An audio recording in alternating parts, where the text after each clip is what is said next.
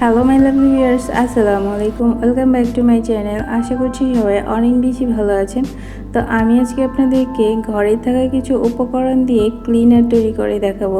আয়না, Thai glass বা যে কোনো ধরনের গ্লাস পরিষ্কার করতে আমরা যে ক্লিনারটা বাজার থেকে কিনে এনে থাকি, সেটাই আমি আজকে আপনাদেরকে তৈরি করে দেখাবো।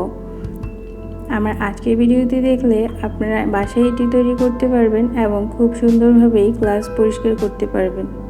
তো চলুন দেখে নেওয়া যাক আমি কি উপকরণ ইউজ করছি এখানে। প্রথমে আমি এখানে নিয়ে নিয়েছি গরম পানি।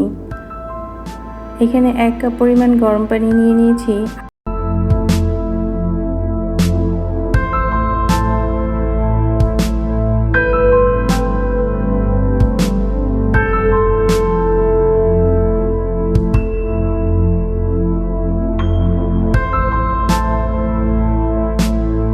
দিয়ে দিচ্ছি 2 চা চামচ কর্নফ্লাওয়ার আর দিয়ে দিব 2 চা চামচ ডিটারজেন্ট পাউডার। ডিটারজেন্ট ইউজ করলে গ্লাস পরিষ্কার করতে অনেক টাইম লাগবে, তো আপনি চাইলে ডিটারজেন্ট স্কিপ করতে পারেন।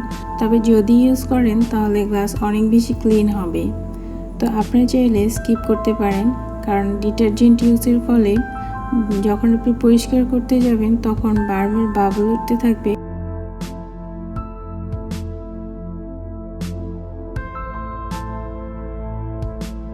দিয়ে দিচ্ছি 2 চা চামচ ভিনেগার বা সাদা সিরকা।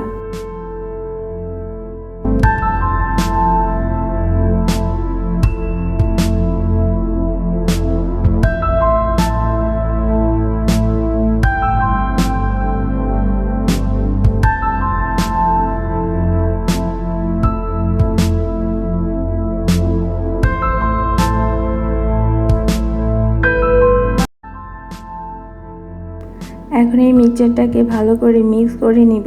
তারপর আমি একটা স্প্রে বোতলে নিয়ে এটাকে স্প্রে করব। তো এখন আমি এটাকে স্প্রে বোতলে ভরে নিচ্ছি।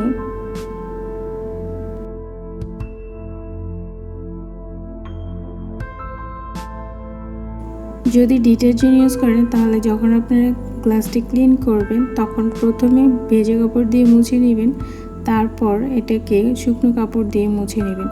তাহলে আপনার আয়নাটা পরিষ্কার করতে খুব কম সময় লাগবে, কারণ ডিটারজেন্টের জন্য বারবার বাবল উঠতে থাকবে। তাহলে ভেজা কাপড় দিয়ে যদি পরিষ্কার করতে থাকেন তাহলে এটা খুব সহজে পরিষ্কার হবে না।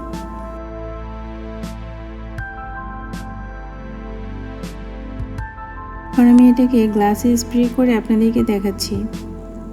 আমি এখানে থাই গ্লাসে এটা ব্যবহার করছি।